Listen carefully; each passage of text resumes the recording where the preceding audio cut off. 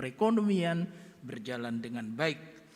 Nah, kita akan merenungkan satu tema pada pagi hari ini, tak terselidiki, tak terselami. Tak terselidiki, tak terselami. Apa yang tak terselidiki dan tak terselami? Mari kita mulai dengan apa yang Rasul Paulus katakan di dalam Roma pasal yang ke-11 ayat yang ke-33. Roma pasal 11 ayat 33. Oh, alangkah dalamnya kekayaan hikmat dan pengetahuan Allah. Sungguh tak terselidiki keputusan-keputusannya, dan sungguh tak terselami jalan-jalannya. Jadi yang tak terselidiki itu keputusan-keputusan Tuhan, dan yang tak terselami oleh kita manusia ini adalah jalan-jalan Tuhan. Bapak Ibu saudara-saudara sekalian, berbicara tentang kata penyelidikan, penelitian, penyelaman, pemahaman, maka dalam kehidupan kita pada umumnya hanya ada dua bagian saja. Yang pertama yang disebut dengan hal-hal yang bersifat ilmiah. Ya, hal-hal yang bersifat ilmiah itu diselidiki, diteliti, dan setelah betul sesuai dengan teori-teori yang sudah disampaikan oleh para ahli, dilakukan secara empiris berulang kali di laboratorium, ternyata betul, lalu itu diterima. Itu yang disebut dengan hal-hal yang bersifat ilmiah. Diselidiki terlebih dahulu, diteliti dengan benar, dengan metodologi penelitian yang benar, dan sesudah itu betul memang anggapan, hipotesa, asumsi itu ketika diteliti betul, maka kemudian diterima. Nah, tetapi hal yang kedua yang seharusnya juga perlu kita selidiki, perlu kita teliti, itu adalah hal-hal yang bersifat rohani. Tetapi metodologinya, caranya berbeda. Kalau tadi yang ilmiah itu kita selidiki dulu, setelah betul itu kita terima. Tetapi untuk hal-hal rohani itu harus kita terima dulu. Kita terima dulu, lalu setelah itu kita teliti, kita selidiki. Betul enggak? Jemaat di Berea misalnya, contoh jemaat di Berea dalam pelayanan Rasul Paulus, itu mereka menerima firman, kemudian setiap hari mereka menyelidikinya, menelitinya, mendalaminya untuk mendapatkan pemahaman yang lebih baik. Betul enggak yang dikatakan hamba Tuhan ini? Betul tidak? Itu dicek kembali, di-recheck kembali. Betul tidak? Jangan-jangan ini cuma pikiran hamba Tuhan, manusia itu sendiri, atau memang firman Tuhan berkata begitu. Jadi diterima dulu, kemudian baru diselidiki. Nah, ini tidak boleh terbalik ya. Metode ini antara yang ilmiah dengan yang pewahyuan tidak boleh terbalik. Kalau terbalik kacau ya. Jadi ada metodenya sendiri-sendiri. Nah, tetapi Bapak Ibu Saudara sekalian, menurut Rasul Paulus, sekalipun sudah ada keinginan untuk meneliti, untuk menyelidiki, untuk menyelami apa yang Allah perbuat, dia melihat ada 3 hal dalam surat Roma, pasal 9, pasal 10, pasal 11, 3 pasal ini nanti kita akan lihat. Ada 3 hal yang sangat-sangat tidak mampu dia mengerti. Tidak mampu, ya, tidak bisa. Sehingga apa? Ya sudah, kalau itu memang Tuhan kerjakan, kita terima. Setelah mau diselidiki juga tidak mampu dipahami, ya sudah tetap diterima, diyakini, dipercaya, gitu ya. Nanti kata Rasul Paulus, satu kali hal-hal yang masih kabur, hal-hal yang belum kita mengerti, kita ketemu dengan Tuhan, baru semuanya akan nampak jelas, semuanya nampak nyata, ya. Nah, apa 3 hal saudara-saudara? Yang pertama, Rasul Paulus ini tidak mampu memahami, dan saya rasa kita semua, ketika Allah menetapkan umat pilihan. Kita lihat Roma pasal 9 ayat 4 sampai 5. Sebab mereka adalah orang Israel. Mereka telah diangkat menjadi anak.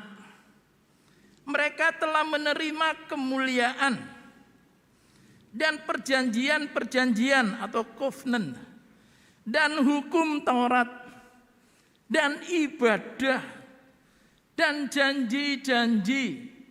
Mereka adalah keturunan bapak-bapak leluhur yang menurunkan Mesias dalam keadaannya sebagai manusia yang ada di atas segala sesuatu. Ia adalah Allah yang harus dipuji sampai selama-lamanya. Amin.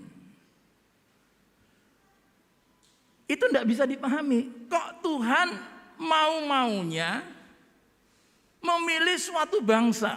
Dia akan menciptakan semua manusia, ya. Diciptakan menurut rupa dan gambarnya. Tetapi ini loh, kenapa toh Tuhan itu kok mau memilih bangsa yang sekarang kita kenal sebagai bangsa Israel? Kenapa?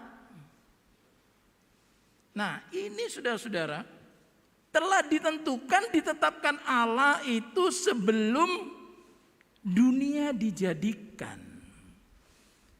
Nah, pemikiran kita, mengapa ini menjadi sangat sulit? Karena Israel, Abraham ya pernah salah, Ishak pernah, Yakub apalagi, Abraham, Ishak, Yakub itu tidak sempurna. Lalu Allah memilih mereka. Nah, jawabannya adalah karena sebenarnya Allah sudah memilih mereka sebelum dunia diciptakan. Jadi bukan setelah mereka ada di muka bumi, setelah mereka tanda petik memenuhi kriteria tertentu, setelah mereka memenuhi syarat, oh ini imannya ciamik, bagus, oh ini kerjanya bagus, oh ini disiplinnya bagus, baru Tuhan memilih. Bukan. Sama sekali bukan. Allah memilih sebelum ada Abraham, sebelum ada Ishak, sebelum ada Yakub, sebelum ada alam semesta. Dipilih sebelum segala sesuatu ada, hanya Allah saja. Nah, itu yang sulit dipahami. Dan kalau ini diterapkan pada saudara dan saya, Tuhan memilih saya, Tuhan memilih saudara bukan karena kecakapan saudara, karena kebaikan saudara, bukan. Allah memilih kita sebelum dunia dijadikan. Amin. Itulah sebabnya Rasul Paulus katakan, beri kemuliaan bagi Allah yang telah memilih kita sebelum dunia dijadikan. Sehingga apa? Itu berarti unconditional, tanpa syarat.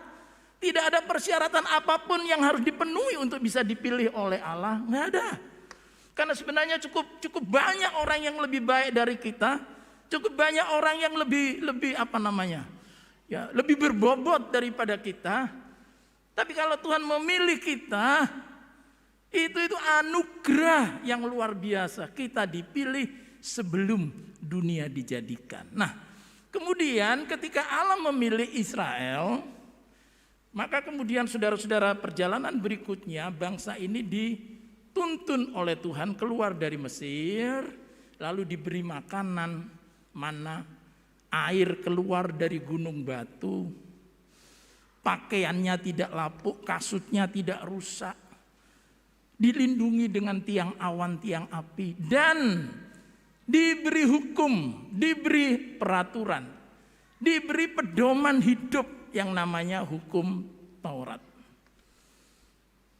Itu adalah manual book, buku penuntun, pedoman. Kalau sekarang itu GPS-nya. Jadi Allah memilih saudara dan saya bukan kemudian setelah dipilih oleh Allah lalu kita silakan hidup tanpa pedoman apapun. Enggak.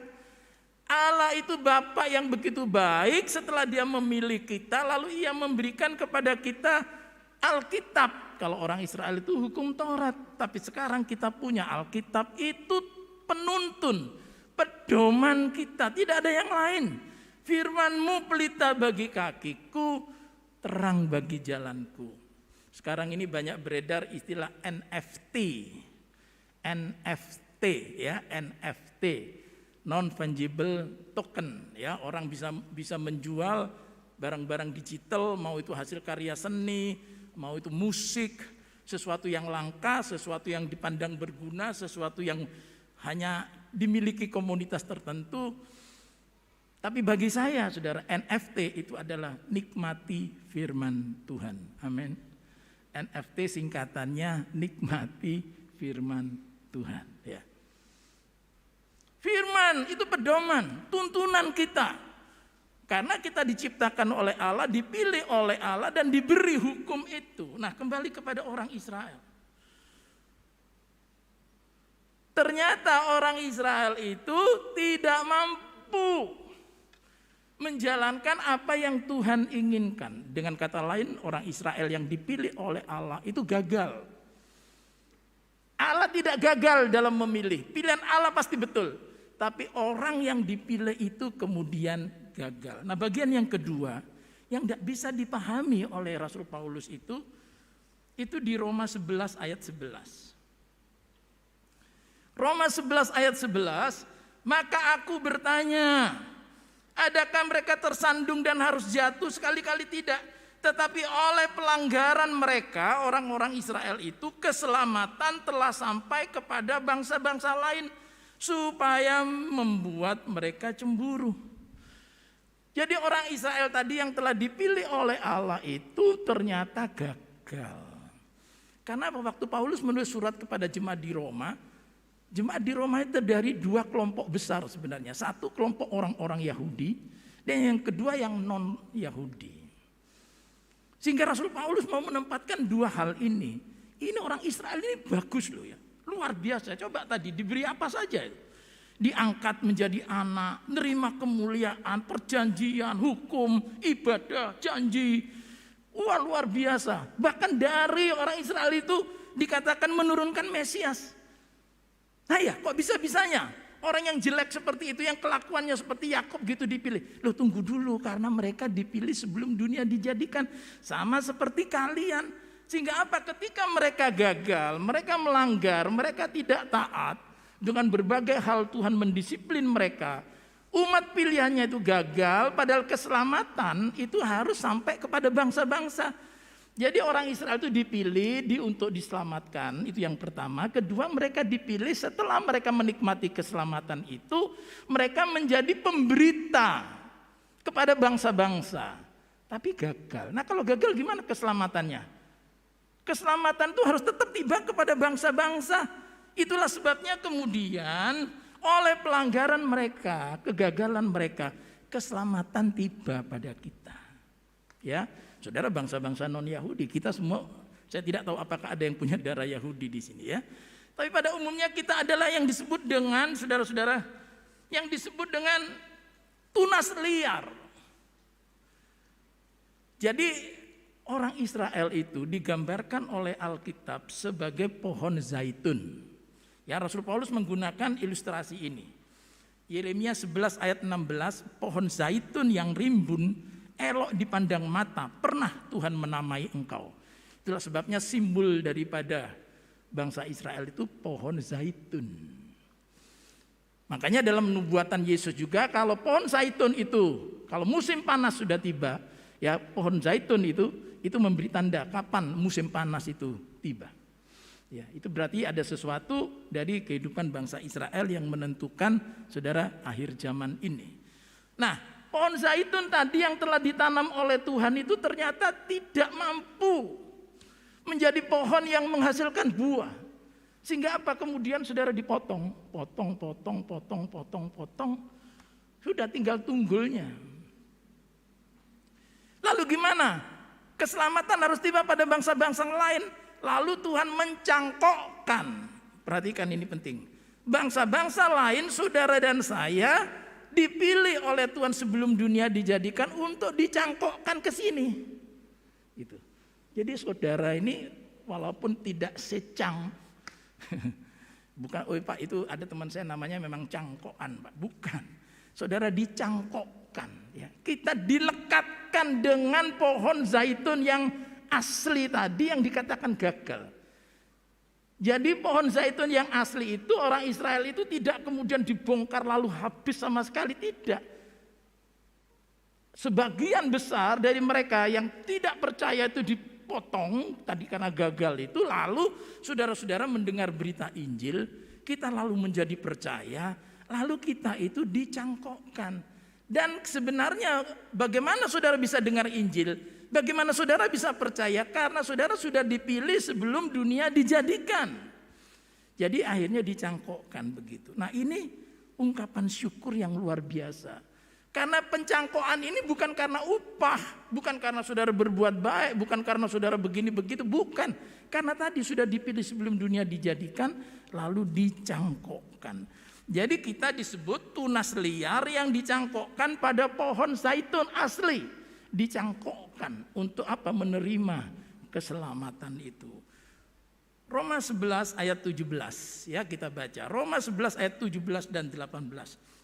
Karena itu, apabila beberapa cabang telah dipatahkan, mengapa dipatahkan? Karena tadi orang Israel itu gagal, ya. Dan kamu sebagai tunas liar telah dicangkokkan diantaranya dan turut mendapat bagian dalam akar pohon zaitun yang penuh getah.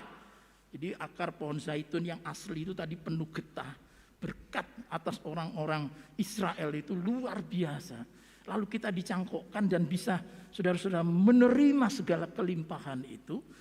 Janganlah kamu bermegah terhadap cabang-cabang itu. Jikalau kamu bermegah, ingatlah bahwa bukan kamu yang menopang akar itu, melainkan akar itu yang menopang kamu. Jadi orang-orang yang non-Yahudi ketika membaca surat ini di Jemaat Roma, lalu di antara mereka bangga, oh iya saya ini orang Yunani, saya penuh hikmat, saya suka filsafat, karena itu Tuhan sayang pada saya. Bukan.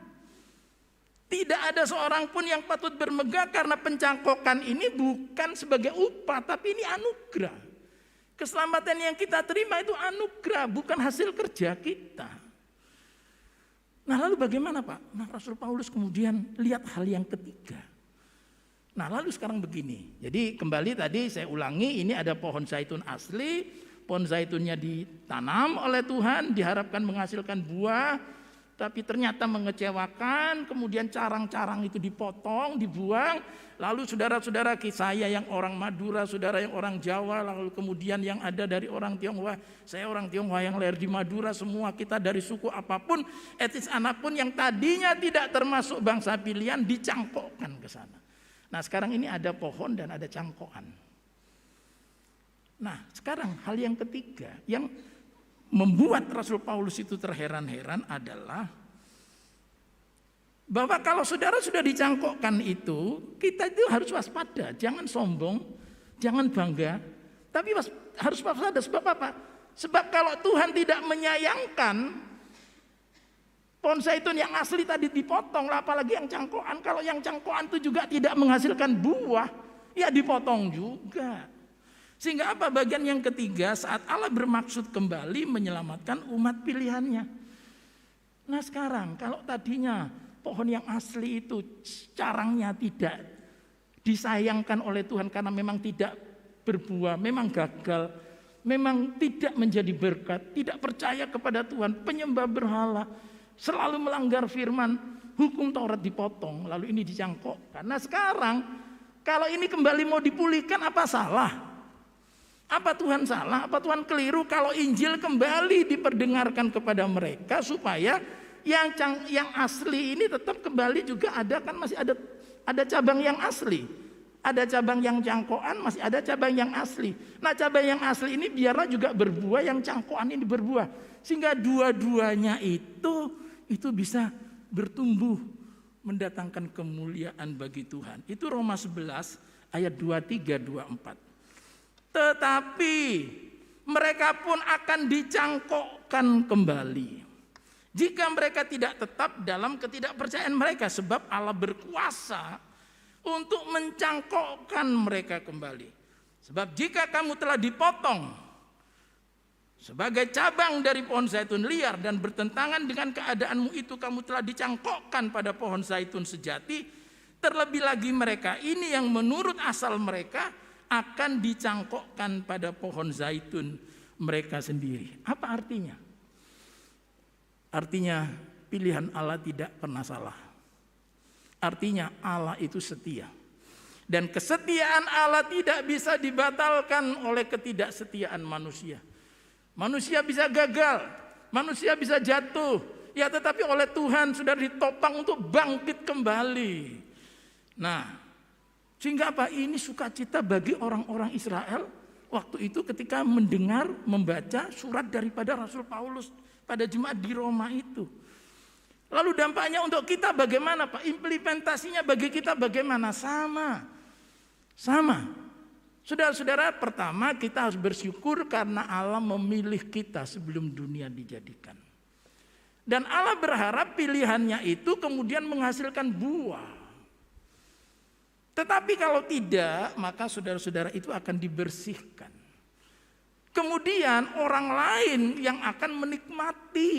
Karena apa? Mereka yang kemudian dicangkokkan.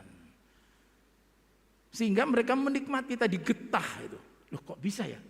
Ada orang yang kemudian kayaknya mesti dibuang kok malah sama Tuhan dipelihara. Oleh Tuhan malah dia bertobat. Orang yang jahatnya seperti itu. Karena Rasul Paulus sendiri nunjuk pada dirinya. Ya, aku jahatnya kayak gitu. Dipilih oleh Tuhan. Ya. Sehingga kemudian dia bertobat, dia menjadi hamba Tuhan yang luar biasa. Dan saudara-saudara, kembali kepada pemulihan tadi itu kita berperan untuk mendoakan dan memberi kesempatan orang lain untuk bisa kembali berbuah. Seakan-akan begini, Rasul Paulus mau ngomong gini, ya kalau aku jadi Tuhan begitu tidak berbuah ya sudah habis, tidak ada kesempatan lagi, tidak perlu diberi kesempatan lagi. Orang kayak gitu tidak bisa dibina ya dibinasakan saja. Tapi Tuhan tidak. Orang yang tidak bisa dibina oleh seseorang, biarlah dia dibina oleh orang lain.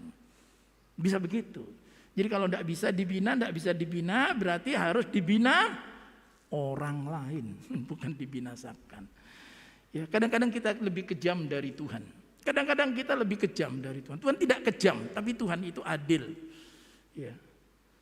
Tapi kadang-kadang ketika ada orang sedang berbuat salah, berbuat dosa, kita lalu menghakimi, tidak ada masa depan buat kamu. Habis kamu. Habis kamu. Kamu sudah bersalah begini, kamu sudah bersalah begini, habis kamu. Nah, kalau ada di antara saudara yang pernah mendapatkan omongan seperti itu.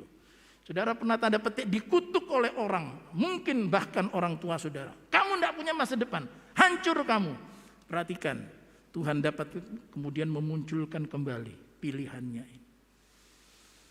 Dan sebaliknya kalau saudara lihat ada orang-orang yang bersalah di tempat kita. Kalau dia bersalah, oke dia salah, kita membenci kesalahannya. Tapi kita tidak membenci orangnya. Kalau orang itu gagal, kita membenci mengapa dia gagal. Tapi tidak membenci orangnya. Kita perlu menolong dia bangkit lagi. Ayo bangkit lagi. Ayo kamu bisa. Ayo kamu mampu. Ini saudara-saudara yang dilihat oleh Rasul Paulus. Bagaimana Tuhan itu tak terjangkau, yang orang yang mestinya sudah habis kok ya masih diberi kesempatan untuk bertumbuh kembali. Hebat Tuhan itu. Kasih sayangnya luar biasa. Saya yang mestinya tidak punya masa depan dibangkitkan oleh Tuhan. Ekonomi saya yang sudah terpuruk, sudah bangkrut bisa dibangkitkan oleh Tuhan. Kesehatan saya yang sudah terpuruk, sudah habis kayaknya dipulihkan oleh Tuhan. Allah sanggup memulihkan kembali apa yang dianggap hancur oleh manusia. Dan saudara-saudara kita lihat faktanya sekarang. Penginjilan terhadap orang-orang Yahudi berlangsung luar biasa. Saudara-saudara, negeri itu diberkati oleh Tuhan. Nah kalau sudah begitu, saudara-saudara jangan katakan Tuhan tidak adil. Tuhan adil, tetapi saya tidak mampu memahaminya. Tuhan pasti adil, tidak mungkin tidak adil. Oleh sebab itu hati-hati, jangan kita berkata Tuhan itu reaktif. Oh kalau begini Tuhan begini, karena Yakub salah, oh mestinya dia dihukum. Enggak begitu. Tuhan itu proaktif, dia kerjakan sesuatu lebih dulu. Lalu ketika ini gagal, ya Tuhan disiplin. Tapi setelah disiplin selesai. Setelah itu ini mau bertobat, dikatakan tadi mau berbalik dari ketidakpercayaannya.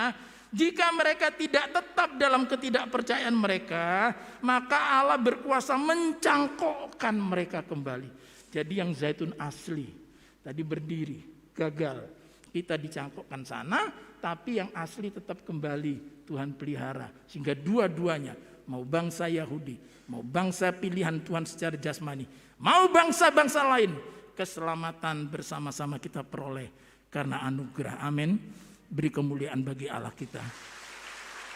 Oleh sebab itu mari kita selalu mendoakan orang-orang yang nampaknya keras kepala. Mungkin suami, mungkin istri, mungkin anak, mungkin orang tua. Disuruh percaya Tuhan sulitnya setengah mati. Suruh ke gereja sulitnya setengah mati. Suruh ibadah sulitnya setengah mati. Mari kita berkata seperti Rasul Paulus, tetap Tuhan memberi kesempatan pada dia. Mungkin kalau bukan saudara yang dipakai Tuhan membina dia, memulihkan dia, Tuhan bisa pakai orang lain. Tuhan pakai orang lain. Saya akhiri dengan satu kesaksian singkat tentang salah satu jemaat kita. Saudara-saudara, suami istri, suaminya sering mukuli istri. Suaminya kasar sekali. Orang Kristen, jemaat Pringgading.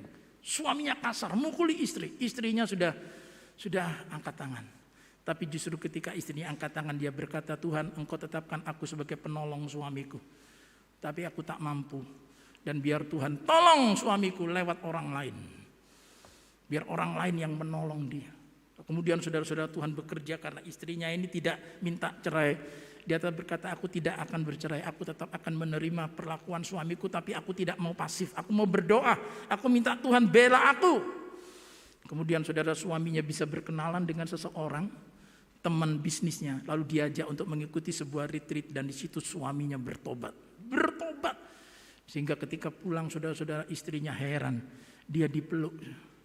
Aku minta maaf atas kekasaranku. Dan sekarang dia menjadi salah seorang yang juga saudara-saudara dipakai Tuhan untuk kemudian memulihkan banyak keluarga. Ya, banyak suami-suami yang tidak karu-karuan. Sekarang hidupnya dipulihkan, dia jadi alat yang luar biasa. Tidak ada yang mustahil bagi Allah. Tidak ada yang mustahil. Ketika Allah mau bekerja, mari kita beri kesempatan. Bukan cara kita. Katakan, Tuhan, aku tidak tahu lagi caranya bagaimana. Tapi aku percaya Engkau sanggup, Engkau mampu. Ubah, perbarui. Ya. Mari kita akan menaikkan pujian. Oh, alangkah dalamnya hikmat pengetahuan. Ku kagum hormat akan Engkau. Kau sungguh indah. Haleluya.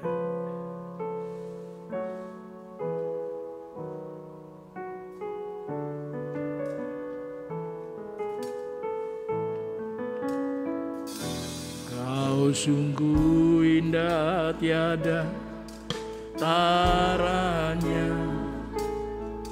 Sungguh menakjubkan. Sungguh ajaib itu dimengerti. Lebih dari semua yang ada.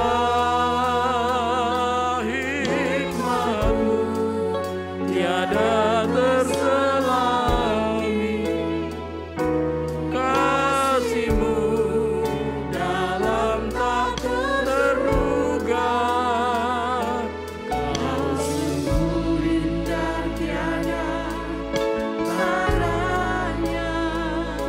Mulia dan berkuasa. Mari kita bersama-sama bangkit berdiri. Oh, ku kagum hormat akan Engkau. Ku kagum hormat akan Engkau. Kau Allah yang layak dipuji. Ku kagum akan Engkau. Ku kagum akan Engkau. Ku kagum akan Engkau.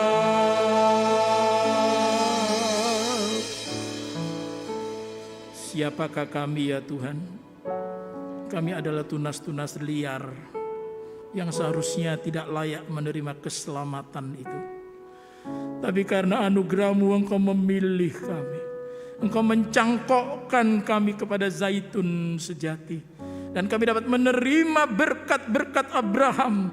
Oleh karena kami Tuhan, Kau masukkan menjadi keturunan Abraham secara rohani. Dan biarlah kami juga melakukan hal yang sama. Kami tidak membuang orang yang sepertinya tidak punya masa depan, tetapi membangkitkan mereka, memberi mereka Tuhan kesempatan, mendoakan mereka. Oleh karena sebagaimana Engkau mengangkat kami, pakai kami, supaya kami juga dapat mengangkat orang lain. Nah sekarang anak-anak-Mu yang sedang menghadapi berbagai pergumulan yang nampaknya tak mungkin, perubahan-perubahan karakter orang-orang yang terdekat dengan kami, keluarga kami, suami, istri, orang tua, anak, atasan, bawahan yang nampaknya punya karakter yang sulit untuk diperbaiki. Tapi kami percaya pagi ini hati manusia ada di tangan Tuhan. Kau yang sanggup mengubahnya. Tuhan pakai orang lain untuk dapat mengubah orang-orang yang kami kasih. Dan pakai kami juga. Kami mau bersabar, kami mau bertekun, karena kami percaya bahwa segala sesuatu bersama dengan Tuhan akan menjadi berhasil. Terima kasih Bapa, terima kasih. Dan sekarang anak-anak-Mu akan meninggalkan tempat ini. Saudara-saudara, mari baik yang ada di tempat ini maupun yang di rumah, kita mengangkat kedua tangan kita dan terimalah berkat yang melimpah ruah yang turun dari tata kasih Allah Bapa, di dalam kuasa kemenangan dari Tuhan Yesus Kristus, dan oleh persekutuan Roh Kudus menyertai saudara-saudara sekalian. Mulai pagi ini sampai Maranatha, Yesus Kristus datang kembali yang kedua kalinya. Haleluya. Amin.